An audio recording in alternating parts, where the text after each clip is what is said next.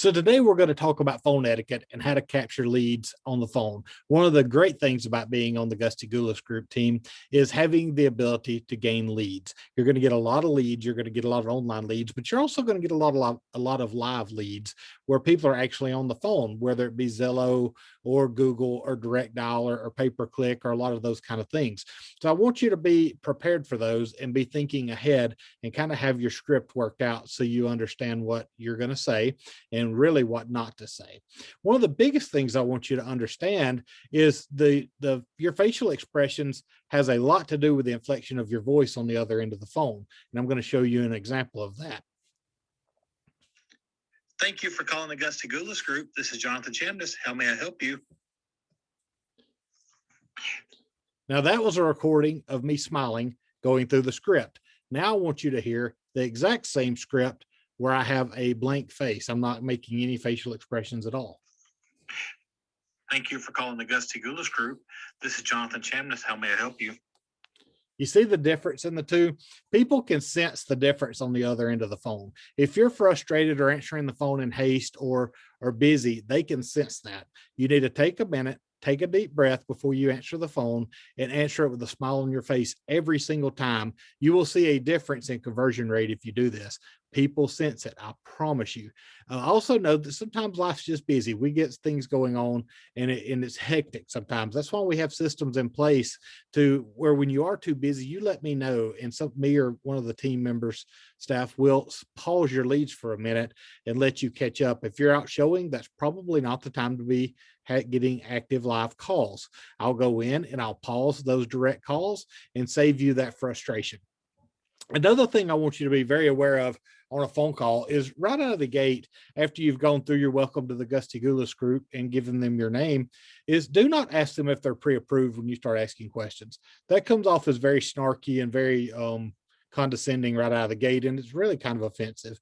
It's a question you do want to find out, but you need to build a little bit of rapport with your clients first and try to convert them over to trust you. I want you to think of it like this. If you walked into a restaurant and before they set you at a table, they asked you if you could afford to pay for your meal, would you stay? No, you wouldn't. Okay. It is important. We want to know that they can buy a home, but you've also got to build that rapport. This is a people business. If they don't trust you, they're not going to buy from you. The other thing I want you to always be thinking about is try to set the appointment early into the conversation. When appointments are made early in the conversation, you have about an 80% conversion rate into setting that appointment. So try to set that appointment very early. Find out what they want, find out where they want to be, find out price points. And one of the things Zillow really pushes ALM, it's appointment, location, and motivation. These are three things that you really want to find out. Okay. You want to set the appointment early, find out what they want to look at. If they are saying, well, I'm interested in the house on 123 Main Street, that's wonderful. I love that house. That's a great house. When would you like to go see it? Okay. Get the appointment set. Do that early, do that fast. Do not start with, have you been pre-approved? Then you want to find out their motivation. Okay. Hopefully you have the location.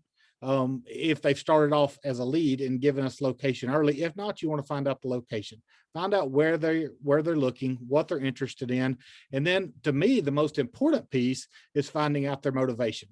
Finding out their motivation gives you a lot of information going into a showing or in helping them virtually, even for setting them up on search parameters, etc.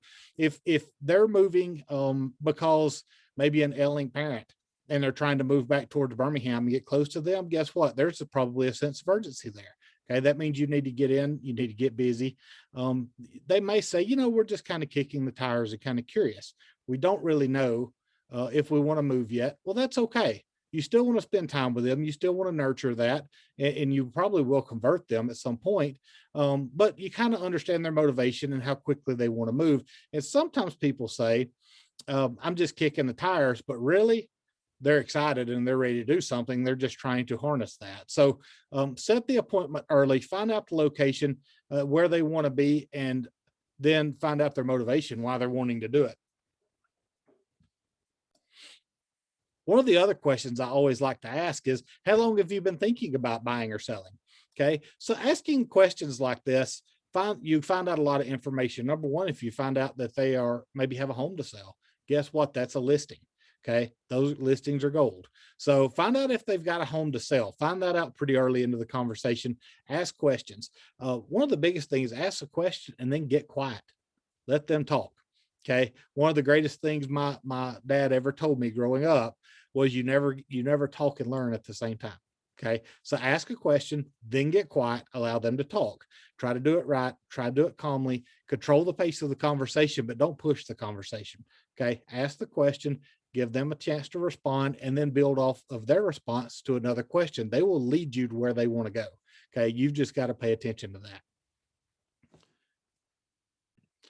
Another great question, if the lead comes into you and it's attached to an address already, in other words, it's an inquiry about a property, is ask the question, what attracted you to that property? Is it the location? Is it the price? Is it the style home? These are questions that you ask that, again, you're making mental notes in order to help them find the right home. Okay. And you're also investing in their process. And if they feel that you're fully invested, they're going to trust you. The next thing is try to find out what times work best for them. Are they easier? Is it easier for them to look in the afternoon? Is it easier for them to look on the weekends? Easier for them to look in the mornings? Ask some questions, find out where they work, really dig into their life. Again, the more that you invest in learning about them, the more they're going to trust you, because you're going to find out they're going to open up and tell you some things that you can use later on down the road. Sometimes when you're setting these search parameters, if you really pay attention and go back to listening more than talking, you will find out that maybe they have a strong attraction to a 4-side brick house. Okay. They may not tell you that when they're telling you what they're looking for, but then when you set them up on search parameters and you realize every single house they call you on is 4-side brick, then you start picking up on that and realizing, hey, they really want a brick house. They may not realize they want a brick house, but they do. Okay. So this is all part of listening to your client and understanding what they're looking for. The very next thing that you need to make sure you do on every single phone call is get their contact information. Find out the name, make sure you got it spelled properly, find out a good cell phone number, and also make sure you've got an email address. Those things will help you out greatly in building out your database and also communicating with them in the future. Also find out if when you set the appointment, if everyone that's part of the decision-making process will be there. Okay, that's an important thing. And it's okay if they're not. It's okay if they say, hey, my husband or wife is working, won't make it, I'm coming on my own. This is a recon mission. I'm just trying to see if we can find a house we like. That's okay. Set the appointment, go show them the house, because that'll all line up later. Okay. But go ahead and get the spouse's name, phone number, or partner, whatever. Make sure you get that information as well. Guys, I really hope this video helped, making phone etiquette top of mind. Remember, answer the phone professionally. Always be smiling. Don't ask too many abrupt questions or harsh questions right out of the gate. Build rapport. Set the appointment early. Set it early. Okay. See you guys.